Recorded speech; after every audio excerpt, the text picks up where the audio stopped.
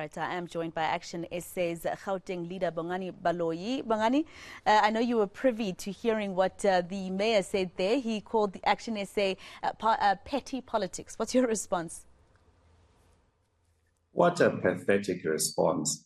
All facts that are before council in reports contained to council in Ekurhuleni point to the fact that Ekurhuleni is worse off now under the leadership of Mayor Tania. Tania, as we have said in the past, does not have the capacity to deal with such a complex institution. It's unfortunate that coalitions have given birth to a situation where people ordinarily who would just not even be considered to be mayors are now mayors and leaders of these big institutions to the detriment of service delivery in these very institutions.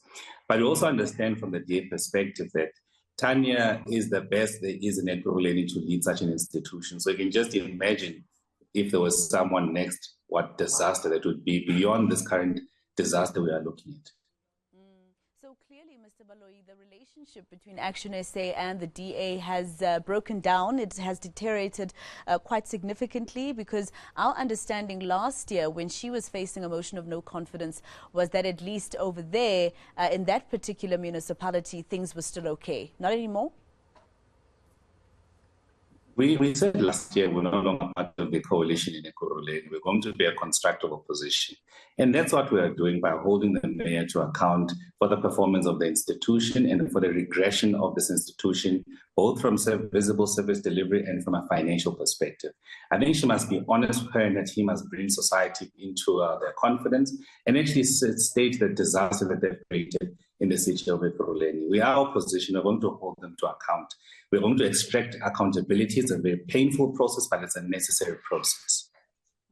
So you've asked that she and her executive resign. If they don't, what's your next step? Are you going to bring a motion against her at some point when the time allows? They must do the honorable thing. Firstly, now it's quite clear that they cannot govern. The important reports that go before council is not being considered because of the adjournment of council, consistently because of a delinquent speaker who is failing to preside over a council and therefore making it difficult for important council to be considered and approved. And these directly affect service delivery. As ActionSA, we're going to hold it to account. Every passing day for her is an opportunity to prove us right or to prove us wrong. But we can't allow this continued unmitigated disaster of a mayor and her executive continue in the manner that it is, and deterioration of services in the manner that is happening now.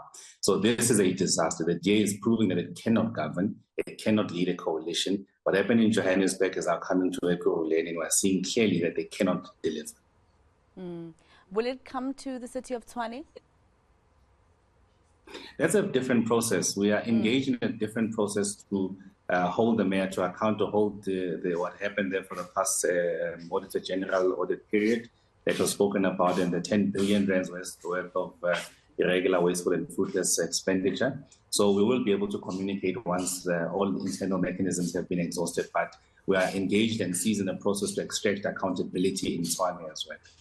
All right, just my last question, Bongani. I have to just bring you back to the city of Johannesburg really quickly. The MMCs, or the executive of the mayor in the city of Johannesburg, being announced this week. A lot of Johannesburg residents quite shocked at a transport MMC that was announced there in the form of Kenny Gunene, obviously because of his history.